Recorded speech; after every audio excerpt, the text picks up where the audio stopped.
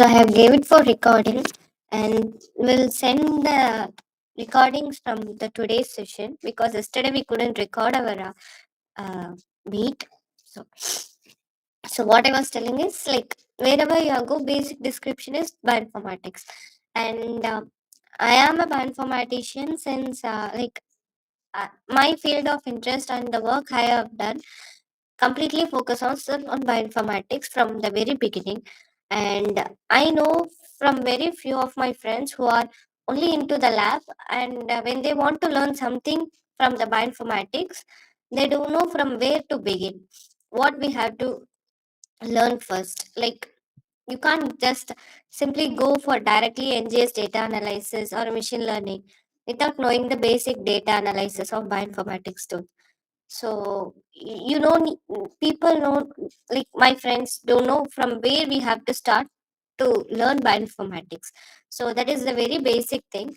And according to me and my exposure to bioinformatics, the basic thing what we have to learn when we start bioinformatics is handling the NCBI page and the blast result data analysis.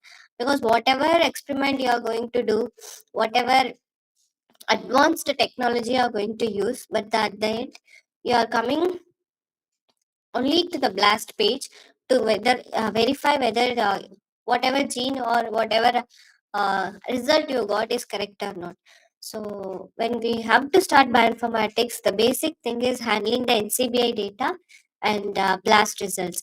So we'll be focusing on that also, and we'll be focusing on a um, one session. Like if you're doing some project on a, if your project requires some additional help, like we have to provide you, like you are designing the primers and you're not sure about it, so we can help it particularly to your project.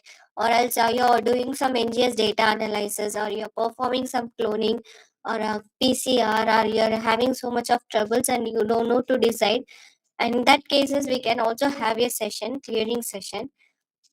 So that's how this Biovagon is going to work. And this is our second session today. And I think it's time we can start with the participant, like we're all here. So I'm going to share my screen and I will start.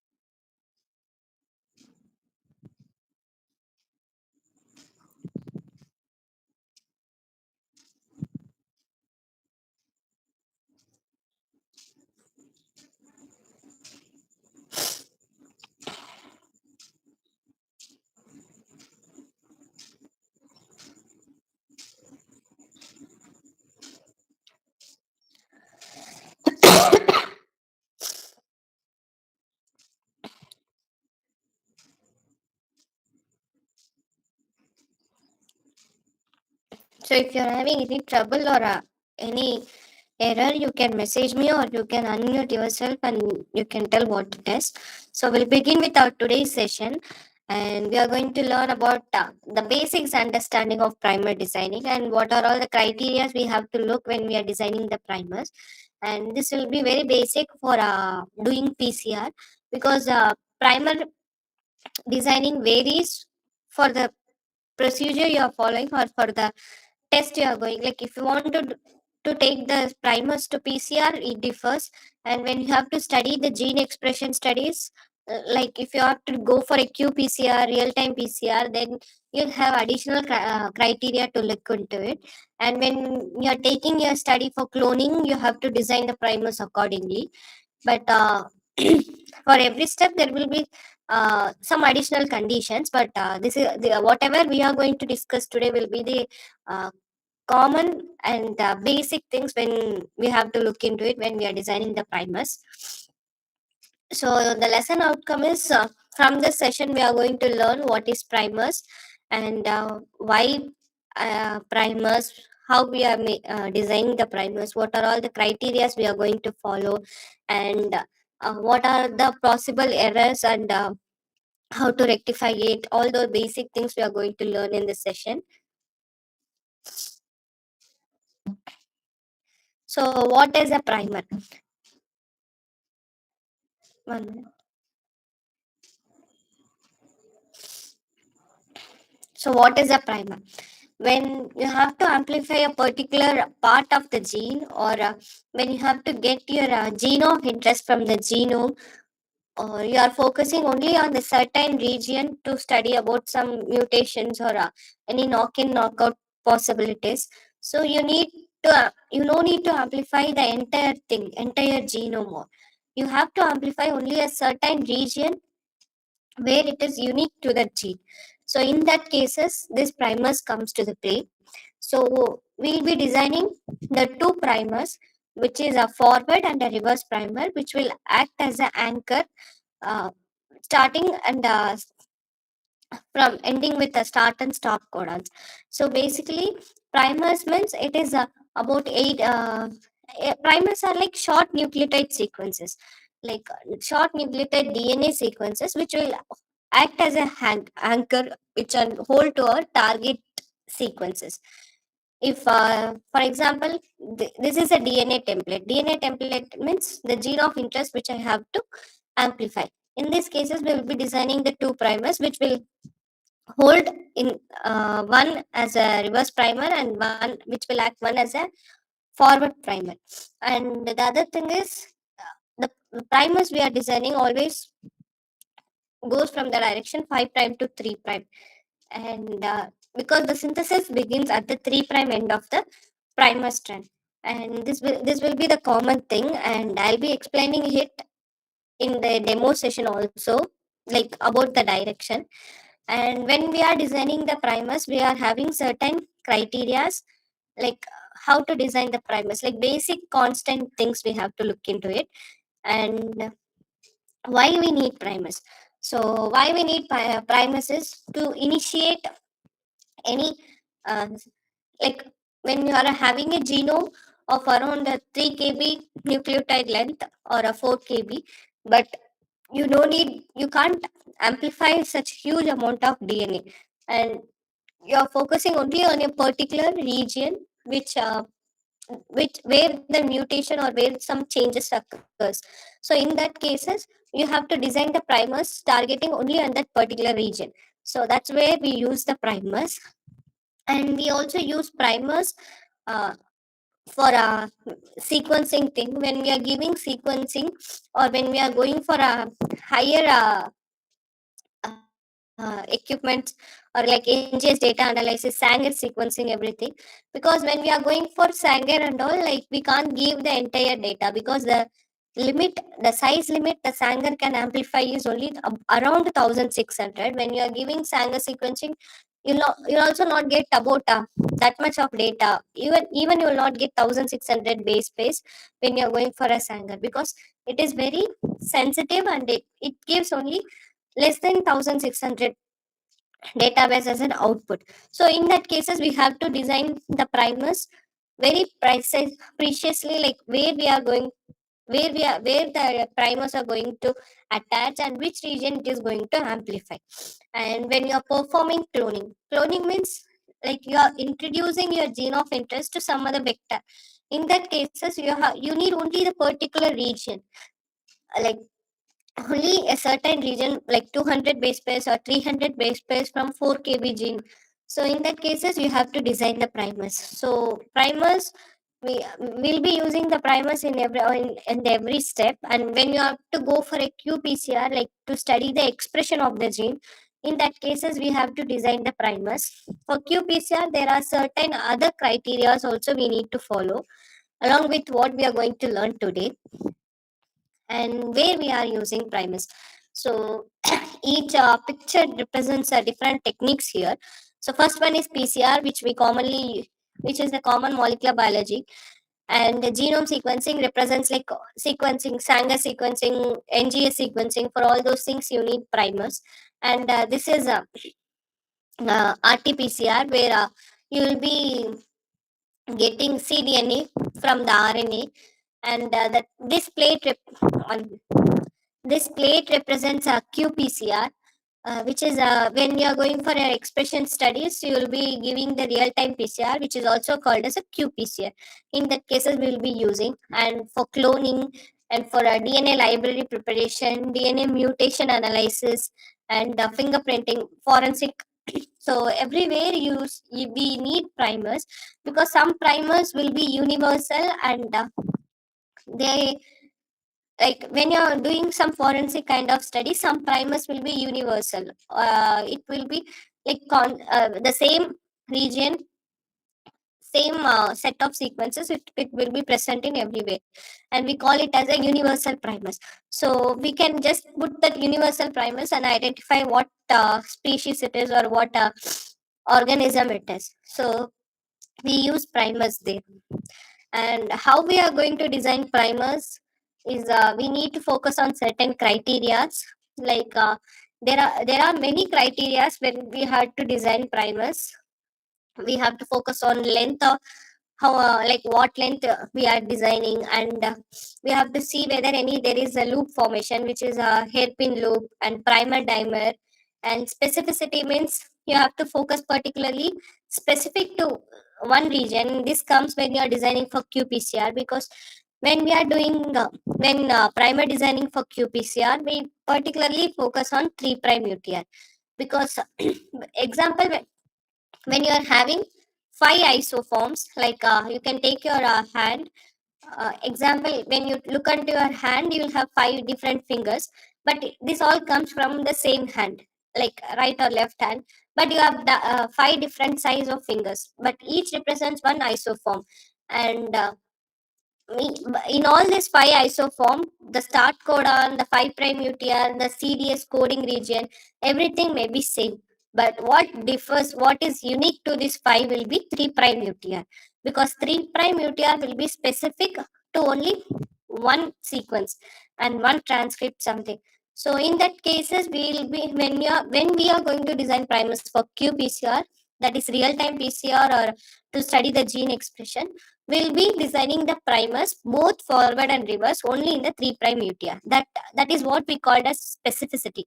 And GC content, melting temperature, and we also look on cost, because the cost of the primer depends on the company from where you are getting it, because each nucleotide will range from 14 to 20 rupees per base pair. So the cost also we have to look onto it, and the quality of the primer, and GC rich states, everything. So we'll also go in deep when we are going for a demo session. And there are like 5 to 6 criterias which is very constant for all the types of primers, like for cloning, qPCR, normal PCR, for everything. So the constant thing is primer length. So we can't we design the primers only with like limited nucleotide base pairs, that is 18 to 24 base pair long, because we can't take the longer stretch of sequence. Also you need only 15 to 20 sequences to initiate the synthesis for your enzyme. And the like optimal primer length we choose is around 18 to 24 base pair, but this differs when you have to have some insertion, or when you are going for some cloning, you can have a longer primer length also, because when you are doing cloning, the primer length also varies to 30 to 40 base pairs. And but basic or constant thing we use is around 25 base pair primer length. And product length, so primer length and product length is a different thing. A primer length is what we talk about, the actual primer sequence, and the product length is the region which is going to get amplified between the forward and the reverse primer. That is what we call this as a product length. And it depends, like it depends on the work, or it depends on how we are designing it. But when it comes for a qPCR, it should be, or it must be around 1,150 to 200 base pair only, because the specificity of the real time machine, PCR machine, like you can expect the good amount of result or a good quality of outcome only when it is around 150 to 200. When you are designing primers above 200 or less than 150 also, it is very hard to distinguish when you are analyzing the qPCR data. So we'll have a separate session for analyzing the qPCR data in near future. And GC content, GC content we look into is 45 to 50 percentage. And GC, why we are looking into GC content is because G and C will have the highest bond formation. And when you are having a good amount of GC, like G and C in your primers, that means the bond formation between your template and primer will be very effective, and it will hold your template sequences very strong. So at least half, like 50 percentage should of your primer should hold GC content, so that it will be specifically sticking onto your targeted template region. And the melting temperature, we have to look like we can focus on 50 to 60 degrees Celsius, because when you go above it, it will go for annealing 95 degrees Celsius. So the minimum is like you can be 45 to 60 is what we look into constant melting temperature. So everything we speak here, we don't need to do it manually. There are bioinformatics softwares where when you're giving the sequence, you will get the output, like you'll get the output based on that software, how they have designed. But you need to have certain criteria when you are going to look into it, like certain things to look into it. So we'll see that in demo. And the other thing is primer dimer and non-specific amplification. This too is very important for real-time PCR study. What we call a as primer dimer is when you are the primers which you are designing. For example, here in this case, we can take this blue one as one primer, that like it may be forward. So the blue thing is a forward primer, and when like you will be giving around a higher concentrated primer or a good amount of primer for your template to amplify. In that cases, your both primers when your both primers started to form the bond, and it started to amplify, so that is called as a self dimer. And when your opposite primers, like forward and the reverse primer, when this both started to form a bond, that is called as a cross dimer. And what is hairpin is when your primer bends itself, like when I'll explain this clearly, because when we see the example, or when we see in our study, it will be clear than looking onto this image. And non-specific amplification, so I have given gel picture here. In that, the first lane represents this is a marker, 100 base pair marker, and these are the gene of interest. Okay, so here whatever, so how we will decide whether the band you get in the agarose is primer dimer, or it is something non-specific amplification. Means in this case we have to see here, this is the 100 base pair band. That is, when you are loading the marker, you will know which is the starting and which is the end. Okay, this is the 100 base pair, and this is the last lane, last band of your marker. Whatever you are getting above your marker, which will it will be like a primer dimer. So in this case, you can tell these two thing as a primer dimer. So whatever you are getting below your marker size will we can take it as a primer dimer, and it will not come like a non-specific amplification or our gene of interest. So, and in this lane you can see, if this is my gene of interest, the bright band, you can see the additional band here, which means it there is also some primer and template matching, and there is also some amplification happening.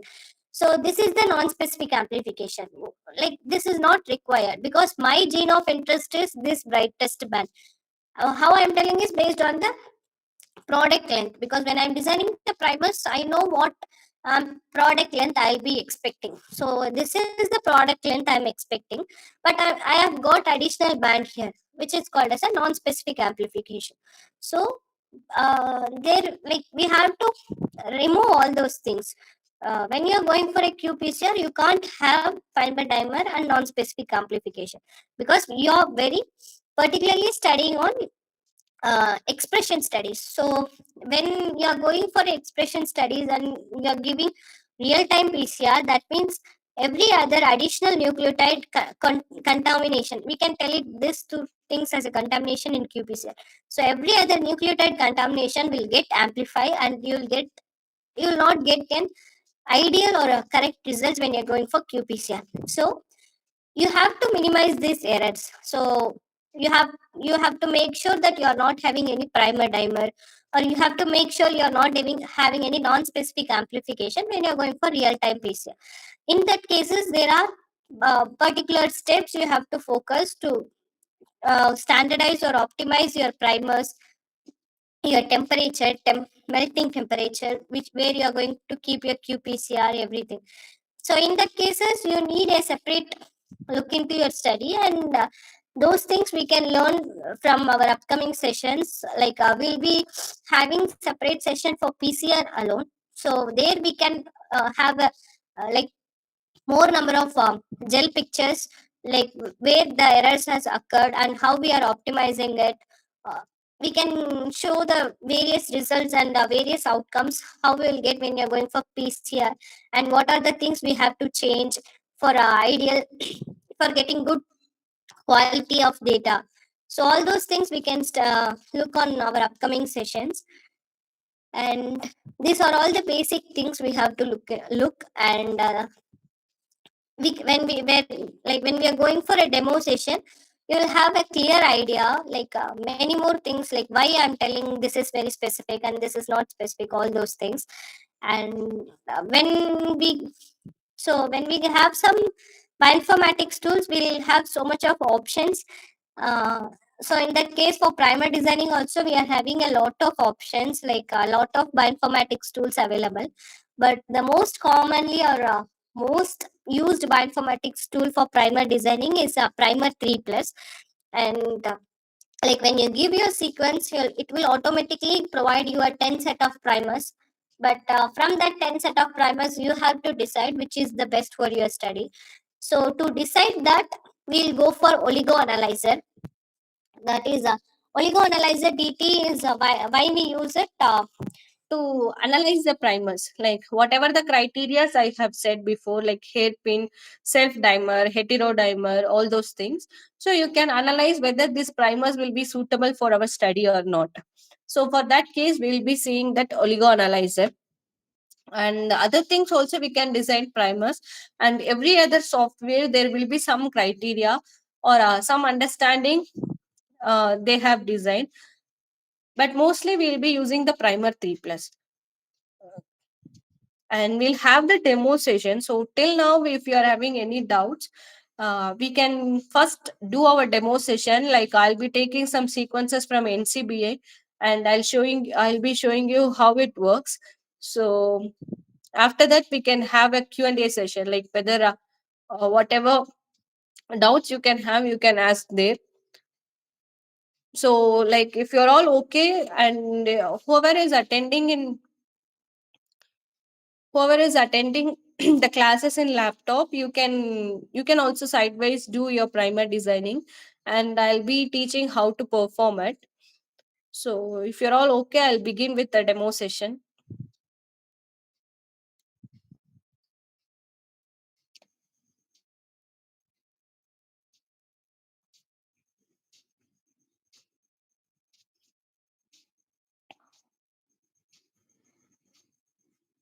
So now, for example, I'll be taking some random sequences from NCBI.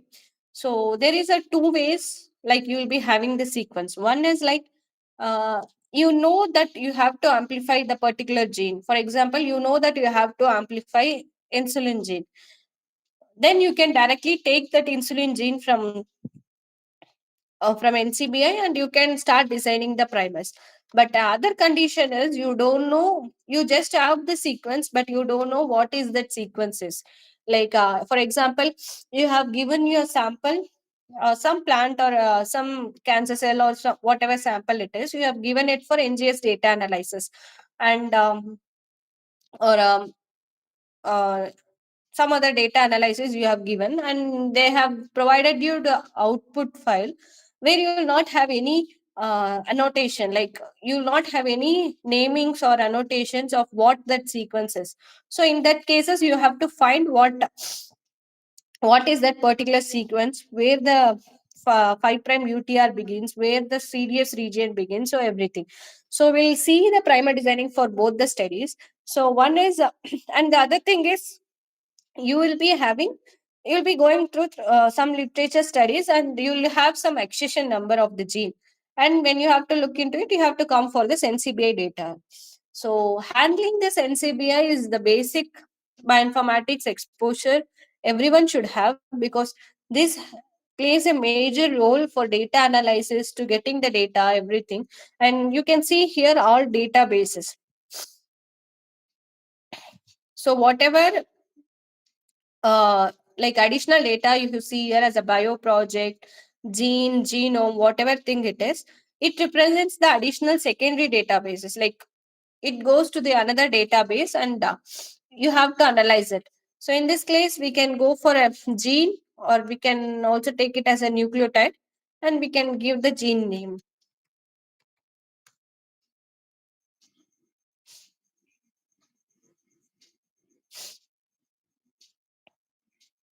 So you'll get like every insulin annotated database here, and I'm particularly focusing on Homo sapiens. So Homo sapiens, and I'll be taking any other any sequence from here. And you should not get confused when you are taking sequence from the NCBI, because NCBI shows you the data based on the submitter. If I am submitting the insulin sequence with a 3000 base pair length, that it differs from the other databases. For example, you can see this insulin gene is having 4969 base pair length, and this is also a complete CDS region. And here also we are having Homo sapien insulin complete CDS only 333 base pairs. So every data here differs, and you have to be particularly known what data you are going to take. So I'm starting with this. And when analyzing this page is very critical, because in some literature studies you will just see this ID, which is a gene ID or accession number of the gene. And this is very important. This is like ID or a tag they have provided for the insulin gene. When you give this number alone, you can get what is the targeted gene when you're searching from the literature studies. So from here, I'm taking the FASTA sequence. And the another important thing is, when we are taking anything in a FASTA format, because when we are analyzing any bioinformatics tool, there will be some criteria, like there will be different file types, and FASTA is one such a file type, and it always begins with this greater than symbol. So when you are not providing this greater than symbol, some bioinformatics softwares will not identify this file as a FASTA format. So this symbol is very important, and it is not something like arrow or something. It is very important to denote that this is a FASTA format file. So I'm copying this sequence.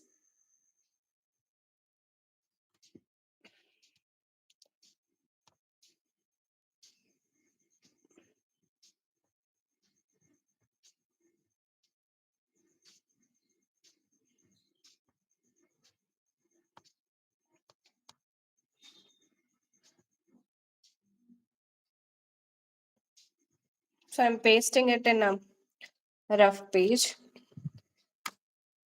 So we can forget this, as this is an insulin, and we can keep it as an unknown sequence. So when you're like example, you are doing some NGS data analysis, or you have got this sequence, uh, and you don't know what this sequence is, but you have to design primers targeting its CDS region.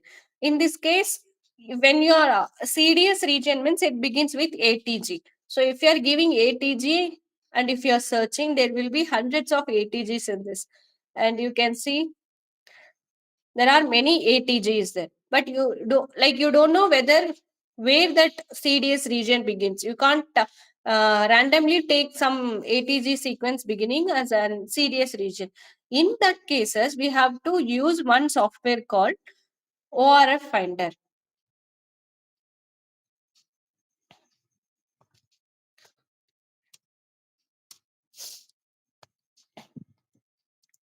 So what this ORF Finder does is when you, when you are giving this data, when you are giving this data here, it will translate the data into the possible protein outcome. So whatever nucleotides you are given, it will translate it into a protein sequences, like maximum output, like maximum output in cases maximum number of amino acids possible, it will translate.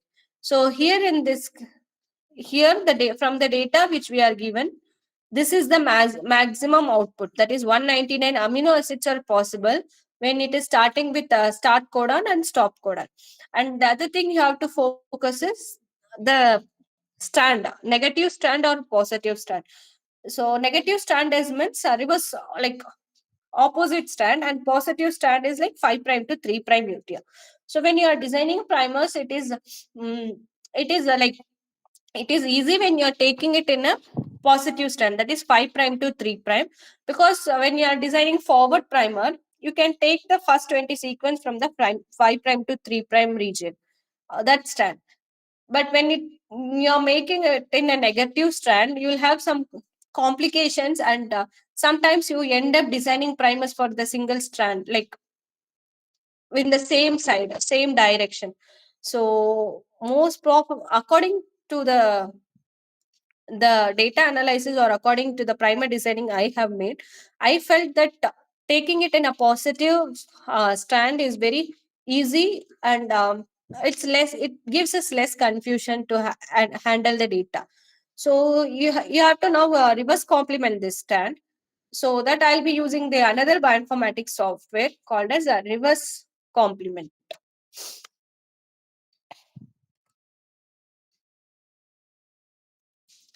So as I said before, you can see the greater than symbol here, because when you are giving a FASTA sequence, that greater than symbol is a must thing, because some softwares which is very uniquely designed only for the FASTA sequences, in that cases when we are providing data without that greater than symbol, then it doesn't work. Because when we are handling the bioinformatics software or bioinformatics data, every everything which you are giving is very important, like capital words, small words, dot, everything matters. When further we'll be also learning Linux and Ubuntu, like programming languages. So in that cases also you can see how much important is the capital words or small words, or even a single dot can not provide you the output. So all those things matter when you're handling the bioinformatics data. And you can convert the DNA sequence as a reverse complement, a reverse or reverse complement here. So I'm giving it as a reverse complement and submitting the data. I'll copy this and I'll paste it here.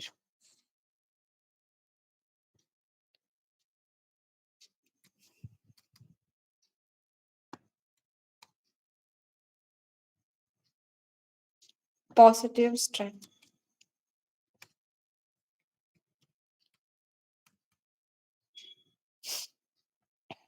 Okay. So you have this huge data, and similarly, you don't know when, again, if you are giving ATG, you don't know where this begins. Where what is the CDS region of this gene. So we'll go for this ORF finder, and we'll provide the reverse complemented data here.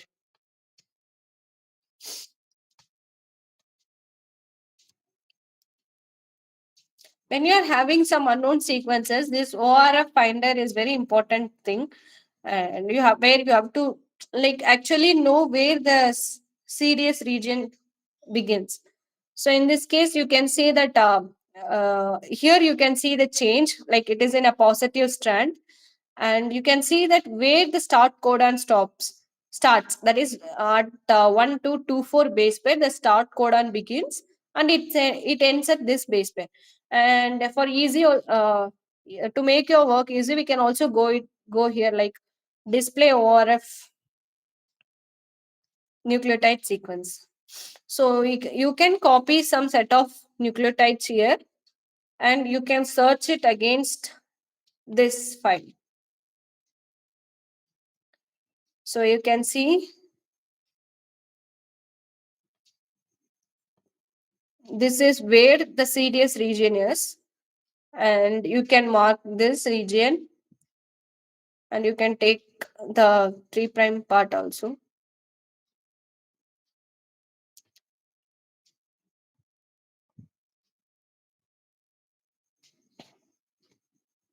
Okay.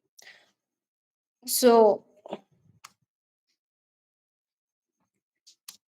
this is the CDS region of the insulin gene. So we have now finded the CDS region, and now we want this region to get amplified when we are doing PCR. So whatever the 500 nucleotides before your start codon, that is, this is the before your start codon, and after your stop codon will be 5 prime and 3 prime UTR. In this case example, we can take this sequence as 5 prime UTR. 5 prime UTR is untranslated region, and we can take few sequences from here as 3 prime UTR.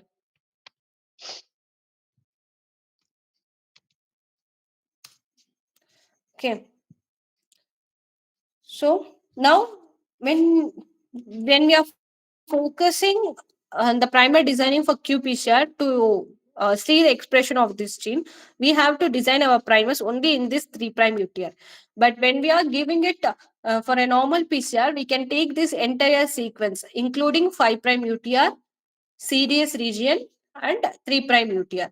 So we can copy this entire sequence, and now we are going to give this data in Primer 3 Plus software.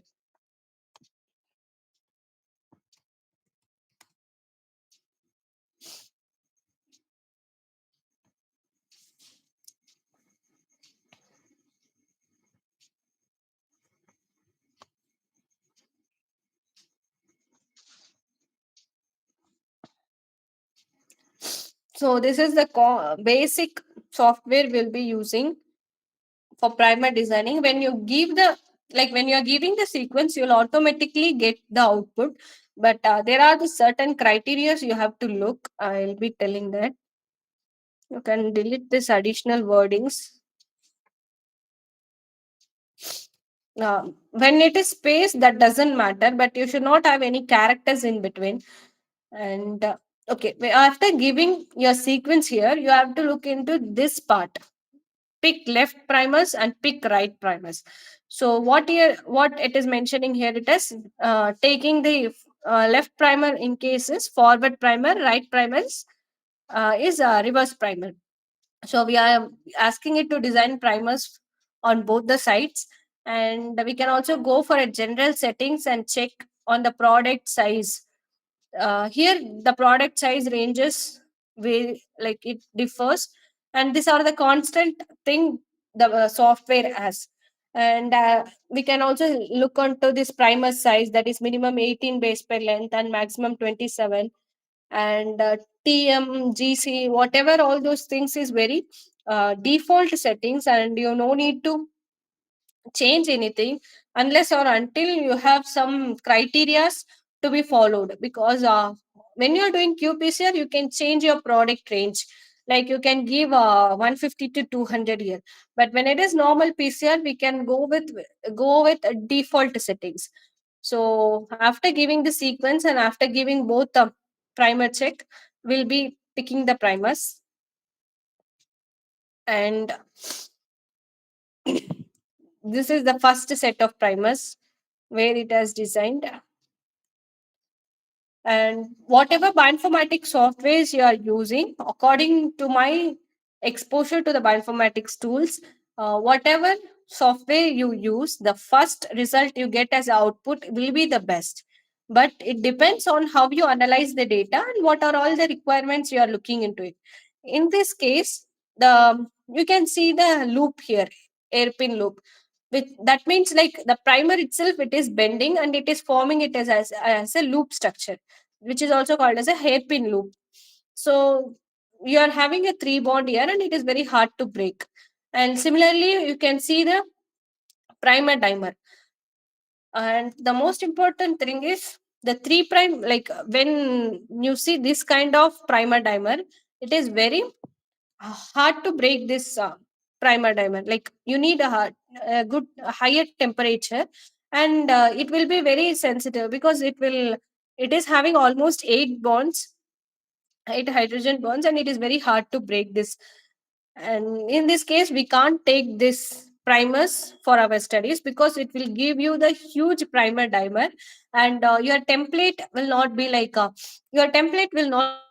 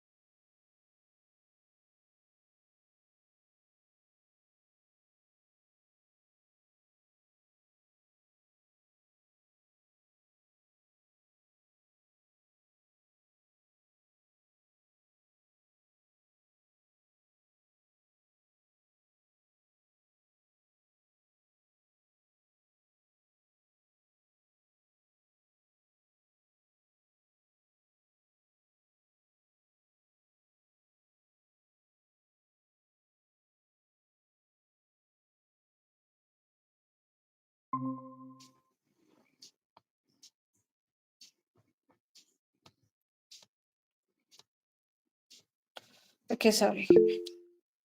So in this case, we can't take this first set of primers. So now we have to see other options. Like normally in the primer 3 plus software, we will be getting around 10 set of primers. So now we can see the next primer pair. So here you can see the first primer pair, previous primer, next primer pair. So we can look into the next primer pair. And the other thing is, only in the first primer pair you'll get this additional data, like for a self dimer, heterodimer, additional data they'll provide. But after that, we have to analyze by ourselves whether these primers are okay or not. We can take it for our study or not. In that cases, only oligo dt analyzer we'll be using. And now we can like I'll show you how to analyze it in oligo dt analyzer.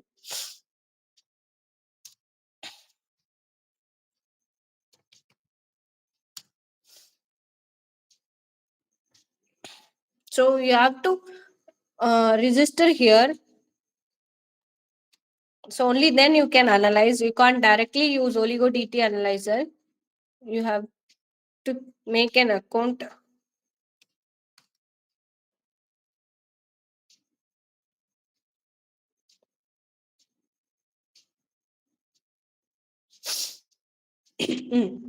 So when you're logging in the software, you'll have so much of options like but today we are particularly seeing on primer designing alone, so we'll go into directly.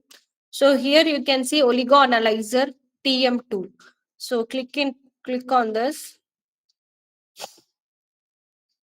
page will be visible. So we can take the primer we have got from this software. I'm taking the left primer 2, that is from the second primer set I'm taking the forward primer and I'm providing it here, and I'm checking for a hairpin analyzer. So when I give hairpin, it will show what are all the possibilities of the hairpin loop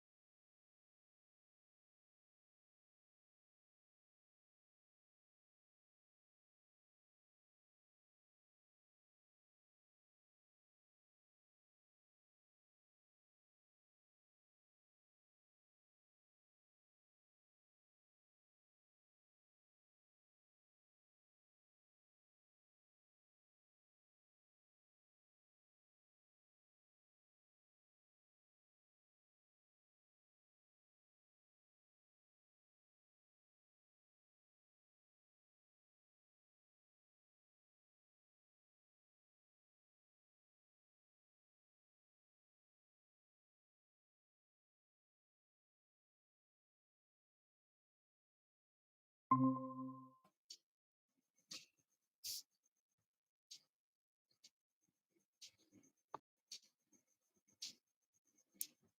So here I'll be giving So when we give self dimer here,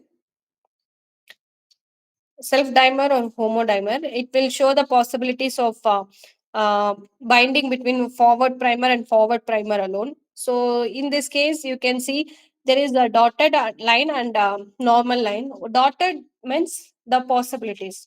Like you can break this bond easily compared to this bond. Uh, like when it is a straight line, that means it has attached it very strongly and it is very hard to break. And we can, when it is like a two base pair bond or three base pair, we can take that primers, but it should not be more than four or five, as we saw in the first primer set. And we can also check for the heterodimer here. For heterodimer, you have to give your reverse sequence. um, you have to go here, you have to take the right primer sequence. And the other thing is, what everything will be in the 5 prime to 3 prime direction, because you can see in this software there is they haven't mentioned any direction. In this primer also, in this primer also, they haven't mentioned any direction. Basically, whatever bioinformatics tool you are going to analyze, the direction will be from 5 prime to 3 prime. So you should be very specific, like which direction you are analyzing. And when you are taking some sequences from like Google or some databases, you have to be sure which stand you are taking, whether positive or a negative stand.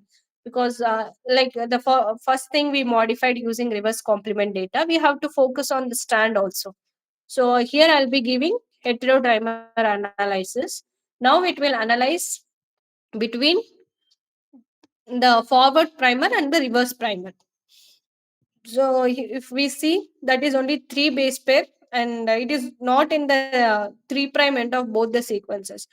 It is in between middle somewhere. So it doesn't affect our study, because you can see only two base pair binding, and it is also in between.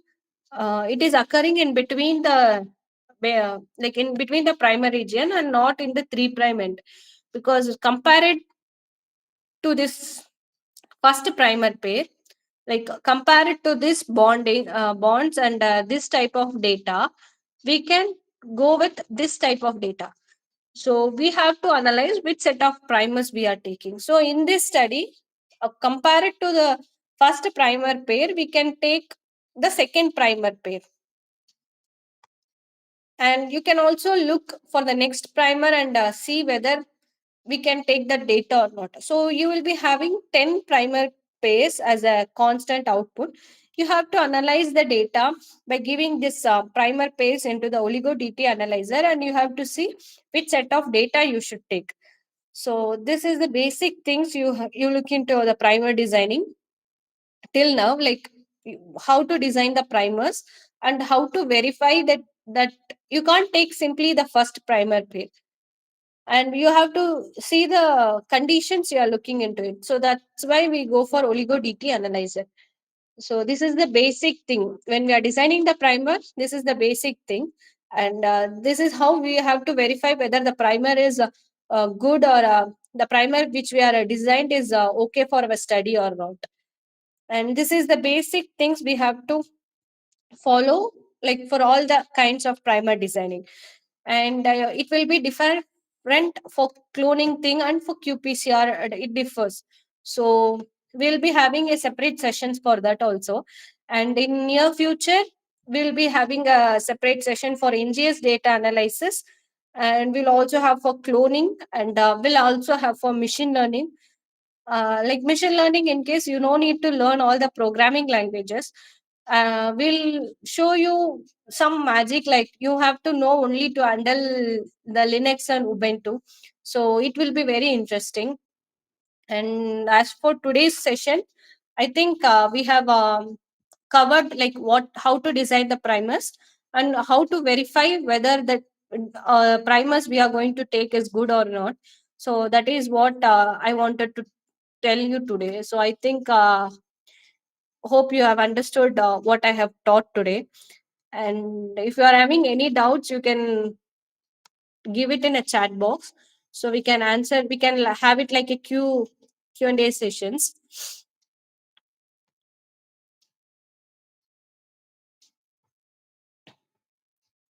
And we will also have upcoming sessions on NGS data analysis and human genomics. Like we'll be like you, like even I and my friends were having so much of doubt to learn the programming language when we want to learn genomics and all.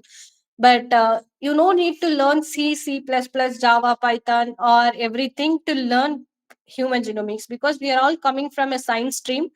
And when we want to learn something from programming, we'll feel it like, okay, we are going in some other department. No, nothing like that.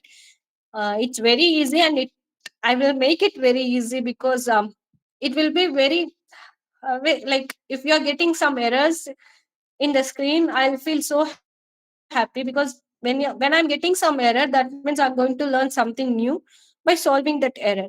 So it will be very interesting. I think you guys also will feel excited when you're learning that. And I think it will be the um, basic programming language, like basic commands you will give, and you'll analyze the data. And we can also show you how to make chloroplast genome, or how to analyze the Sanger sequencing data, NGS, how what is the pipeline for NGS data analysis. So and cloning strategies. And we can also help you if you are getting any trouble while running your agarose gel electrophoresis or STS page, or like normal PCR, qPCR. So when you're facing some troubles and you don't know whom to ask, we are here to help you. So you can contact us anytime, and for any help we'll try our best uh, to answer you. Like whatever we know, we are very happy to help you by telling that. So that's how this Biovagon is going to work. I think whatever I taught today on the primer designing was has reached you, and I think you have learned something new. And if you are having any questions, or you can message me in the chat box, and we can wind up based on the Q&A session. Or if you're not having anything, we can wind it up. Or else if you have to speak, or if you have to ask something, you can unmute yourself and you can speak, so that others also will get some ideas.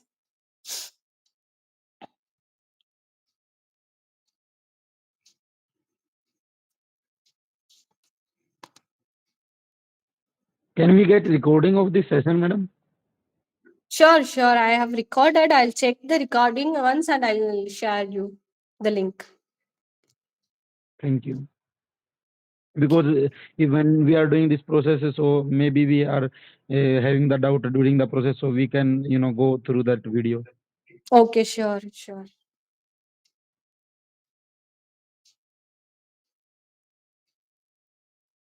So while you are designing primers, like for your work, maybe you'll get some other doubt, like why we have to do this or some other confusion. That time also you can ask your doubt in the group, or you can ask us particularly also. If you're asking it in a group, it will be helpful for others also, so that others also will learn and we'll also get to know something new. So if you're doing it for your work, or if you're having some doubts in your work also, we are here to help you, because we are all learning and we are all in the same stream of research. So we have to help each other for making the world better. So that's what I guess is the purpose of being a researcher. So if you're not having any doubt, we can wind it up, and you can give your feedbacks in the WhatsApp group, so that it will be helpful and it will be motivated for us also to for our other upcoming classes. And if you're all okay, I can wind the session. We can have our feedback session in WhatsApp. So if it's okay, you can leave the session, or I'll end the session by now. And thank you everyone for joining. I think like for the purpose you have joined, I think I made it worth. I hope so. So thank you everyone for joining this session. Thank you, ma'am. Thank you for the teaching this something we are don't much aware about this. Thank you, ma'am. Thank you. Thank you, ma'am. Very interesting session. Thank you so much. Thank you.